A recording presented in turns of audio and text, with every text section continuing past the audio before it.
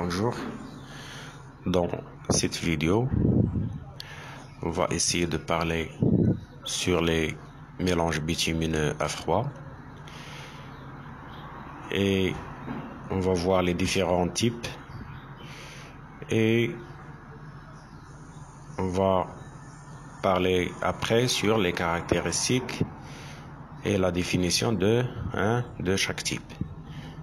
Donc, les types qu'on a, on a le béton bitumineux à froid, l'enrobé coulé à froid, la grave émulsion, l'enrobé ouvert à froid et l'enrobé dense à froid. Maintenant, voilà une photo de mise en œuvre de béton bitumineux à froid.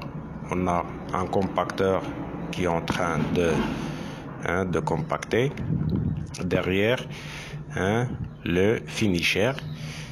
Et voilà, c'est le finisher et le camion qui alimente la finisher. Et voilà le matériau de béton bitumineux à froid. Voilà, c'est ça l'atelier de mise en œuvre. Maintenant, on va passer pour définir le BBF, le béton bitumineux à froid. Le BBF, les BBF, ce sont des bétons bitumineux denses, non stockables. Il faut l'utiliser dans 24 heures. Il ne faut pas dépasser 24 heures. Et ils sont préparés à partir de granulats 0,14 ou bien 0,10. Plus l'émulsion de bitume pur ou bien de bitume modifié. Malaxé à froid dans une centrale d'enrobage. Donc, les BBF, ils sont destinés pour la couche de roulement des chaussées à faible trafic ou bien pour les couches de liaison. Et pour les épaisseurs d'utilisation, ils sont comprises entre 5 à 8 centimes.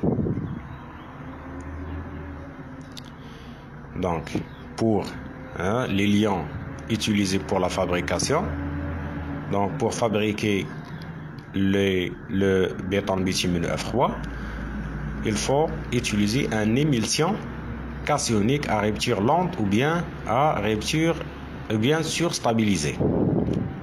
Donc, en général, les émulsions utilisées sont des émulsions cationiques. On a dit que soit une émulsion à rupture lente ou bien surstabilisée. Ils font être conformes à la norme 03.4.189. Cette émulsion-là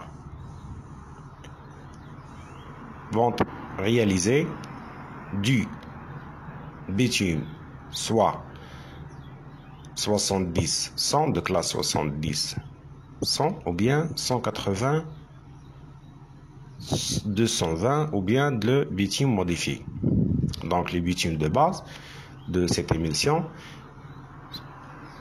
les sont soit 70-100 ou bien 180-220 ou bien le bitume modifié. Les caractéristiques des granulats. Les caractéristiques intrinsèques. On va voir premièrement les caractéristiques de base ou bien intrinsèques. Ce sont liées à la roche mère. On va parler sur la dureté de la roche mère. Pour l'os, il faut être inférieur ou égal à 20.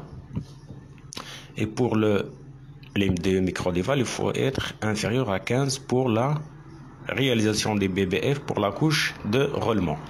Et pour la couche, l'utilisation de BBF à la couche de liaison, l'os, il faut être inférieur à 25 et le MDE inférieur à 20. Et la compensation entre l'os et l'MDE est autorisée à la limite de 5 points. Pour les autres caractéristiques, par exemple l'indice de concassage, il faut être égal à 100%. Donc, le concassage, il faut être pur.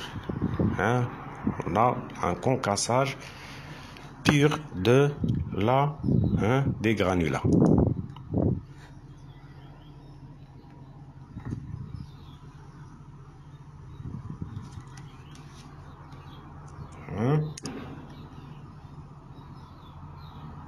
On va parler sur le faisceau de granularité pour les tamis intermédiaires des gravions.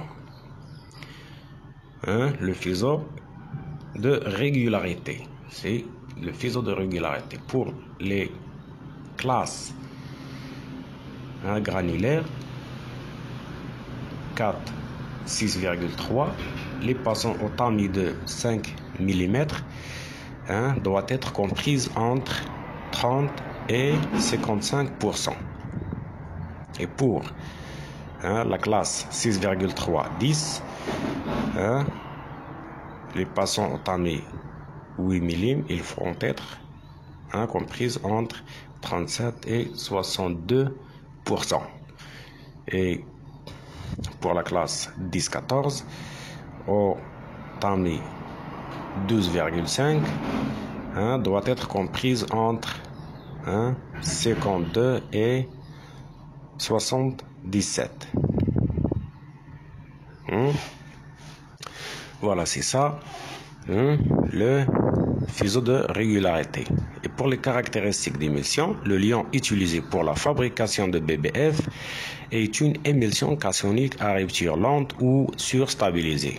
On a déjà signalé ça, ils font être conformes à la norme 034-189. Et les bitumes de base, soit 70-100 ou bien 180-220 ou bien un bitume modifié. C'est ça. Et pour les spécifications des émulsions cationiques à utiliser pour les BBF, elles vont être supérieures à ces valeurs indiquées au tableau ci-après.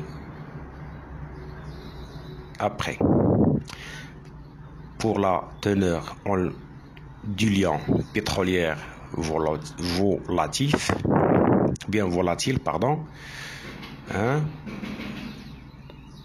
on a dans la norme 034-038 parle sur il faut que la teneur en diluant, il faut être inférieure ou égale à 3 pour l'émulsion à rupture lente de classe L65. Et pour l'émulsion surstabilisée de classe LS55, il faut être inférieur à 10. Et pour la teneur en eau, suivant la norme 03432, il faut être pour l'émulsion à rupture lente inférieure à 39 et surstabilisée inférieure à 47. Et pour la viscosité, suivant la norme 03433, pour l'émulsion à rupture lente, il faut être supérieur strictement à 6. Et pour l'émulsion surstabilisée, il faut être supérieur à 15. On va passer à devoir la homogénéité.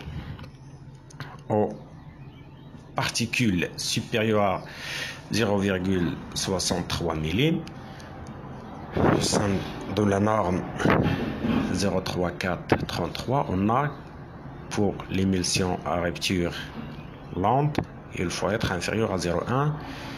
Et pour la surstabilisée aussi, il faut être inférieur à 0,1. Et pour les particules entre 0,63 et 0,16%, suivant la même norme, il faut être inférieur à 0,25 pour l'émulsion à rupture lente et même chose pour l'émulsion surstabilisée. Et pour les caractéristiques de mélange, on va voir la courbe granulométrique qui nous permettre de commencer notre étude de formulation. C'est ça, c'est une courbe de base avec laquelle on peut commencer de faire notre étude de formulation. Voilà, pour les passants au tamis 6,3 égale à 65 pour les BBF 0,10 ou bien 0,14 et les passants au tamis de 2 mm égale à 35 et au tamis de 80 micromètres ou bien 0,08 mm, les passants ils vont être égales à 7. Et les formulations générales ou bien les formulations réelles peuvent être différentes de la théorique du fait de son optimisation. Et pour l'étude de formulation, il comprend l'essai duré suivant la norme marocaine 13.1.267 et un essai à la presse à cisaillement gératoire suivant la norme 13.1.268. La couche d'accrochage ne s'impose pas dans le cas d'utilisation des BBF en couche de roulement. Si on utilise les BBF pour la couche de roulement, on n'est pas obligé de faire la couche de base, la couche d'accrochage. Et pour les enrobés coulés à froid, voilà, on a un atelier de mise en œuvre, l'engin de mise en œuvre, voilà, et un camion qui alimente cet engin. Et voilà, derrière cet engin, on a une couche d'enrobé coulé à froid. Et l'enrobé coulé à froid est un mélange à froid d'émulsion spéciale de granulats eau et de fine, confectionnés par un malaxage mécanique. Ils sont destinés aux couches de roulement pour les imperméabiliser et améliorer leur adhérence. Le CF peut être utilisé en couche de roulement pour les chaussées neuves ou bien pour les anciens chaussées sur un enduit superficiel ou enrobé bitumineux et sur une couche de base en grave bitume, en enrobé à froid, en grave émulsion ou en grave non traité. On peut utiliser le CF sur les graves non traités, les GNA, les GNB et ainsi de suite. Le CF ne permet pas d'empêcher la remontée des fissures de l'ancien revêtement. Dans le cas de renforcement, le CF ne permet pas d'empêcher la remontée des fissures d'anciens revêtements, ni de rattraper les déformations au rond profil en long. On va passer pour parler sur les caractéristiques des composants. Voilà l'équivalent de sable sur la fraction 0,2 et la valeur, il faut être supérieur à 35 pour l'émulsion anionique et il faut être supérieur à 50 pour l'émulsion cationique. C'est ça la valeur de l'équivalent de sable à la fraction 0,2. Et la coefficient d'aplatissement, il faut être inférieur à 30. Pour l'angularité, l'indice de concassage, il faut être supérieur à 75% pour un trafic moyen journalier supérieur à 750.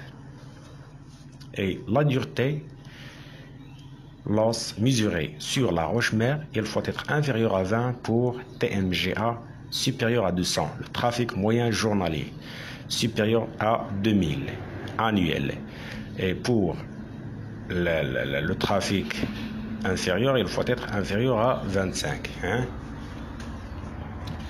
Pour les filaires minérales d'origine fine de calcaire ou bien la chaux ou bien les réactifs de le ciment doit satisfaire aux spécifications ci-après. Pour le tamis, 630 micromètres, les passions ils font être égales à 100%. Et pour le tamis 160 micromètres, les passions ils font être comprises entre 90 et 100. Et pour le tamis 80 micromètres, les passions ils font être comprises entre 75 et 100. Le fibre. Certaines formulations d'entreprise comportent des fibres minérales ou organiques. C'est pas obligé. On a le choix. Maintenant, on va parler sur l'émulsion.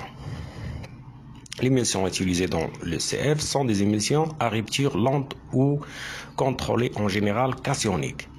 La teneur en liant résiduel est généralement comprise entre 5,5% et 9,5% par rapport au poids des granulats secs.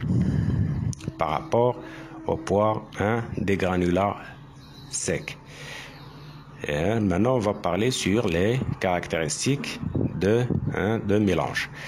Les performances mécaniques. On va parler suivant le trafic. La perte à l'abrasion, grammes par mètre carré. Pour TMGA supérieur à 2000, il faut être inférieur à 575. Et pour TMG inférieur à 200, il faut être inférieur à 650. La consistance au cône comprise entre 2 et 3 centimes pour les deux trafics, soit le trafic supérieur à 2000 ou bien le trafic moyen inférieur à 2000. Donc, maintenant on va passer de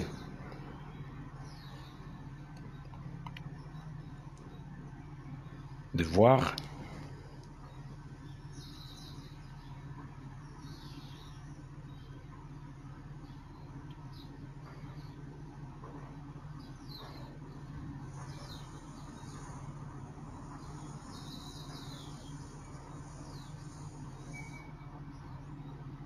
la courbe granulométrique des ECF. Voilà. C'est ça. La courbe granulométrique qu'il faut respecter pour le mélange après l'essai d'extraction, de séparer les granulats et l'émulsion.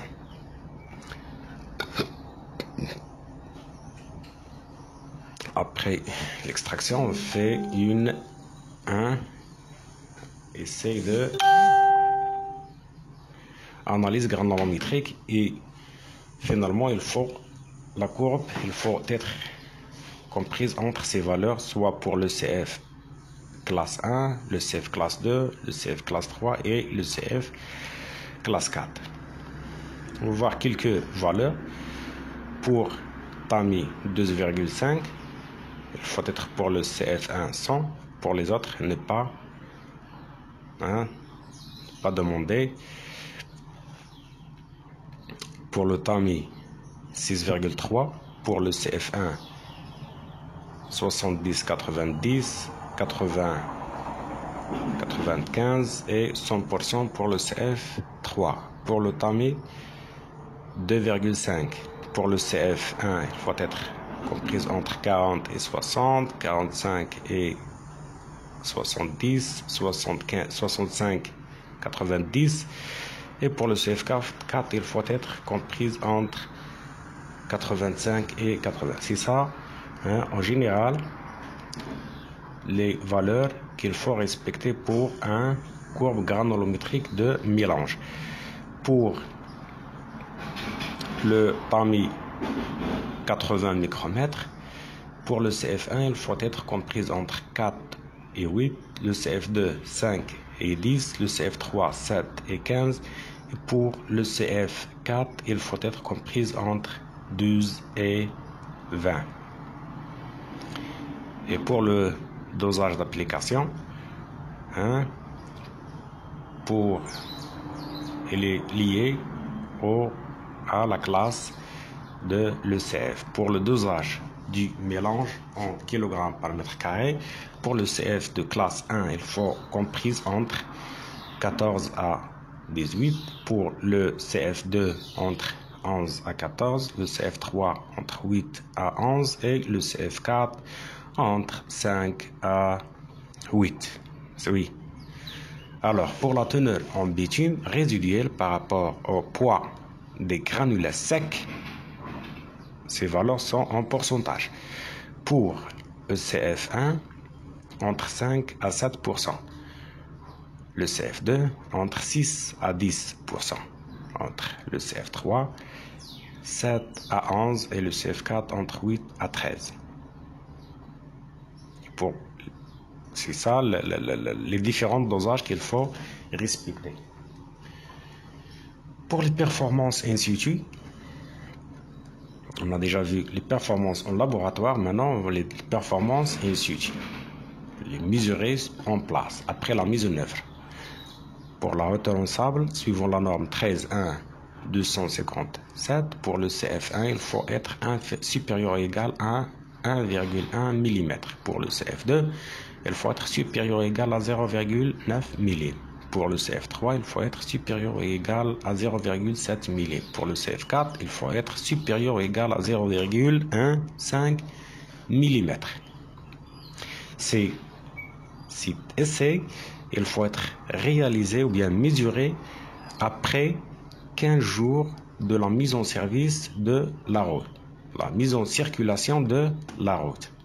Pour le coefficient de frottement, il faut respecter ces valeurs. Il faut être pour le CF1 supérieur ou égal à 0,65 et le CF2 supérieur ou égal à 0,6, supérieur à 0,6 pour le CF3 et supérieur ou égal à 0,55 pour le CF4. Voilà une photo de tapis en grave émulsion.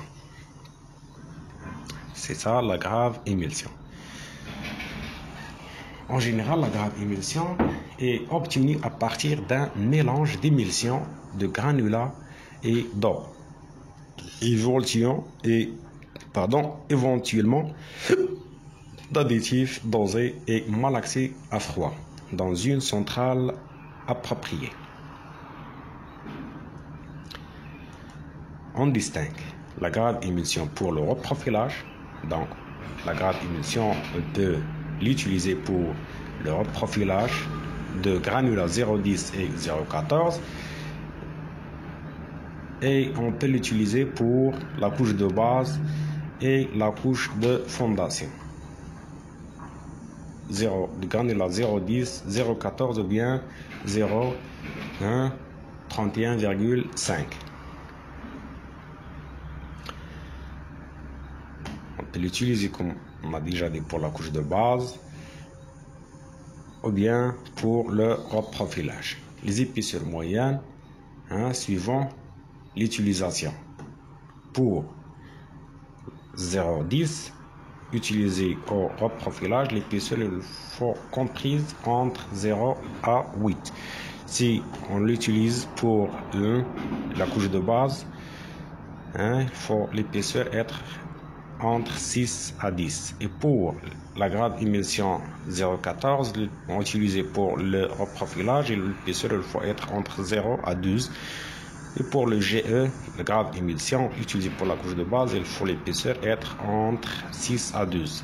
Pour la grave émulsion 0,20 et 0,315, on ne l'utilise pas pour le reprofilage. Seulement, on l'utilise pour la couche de base ou bien la couche de fondation.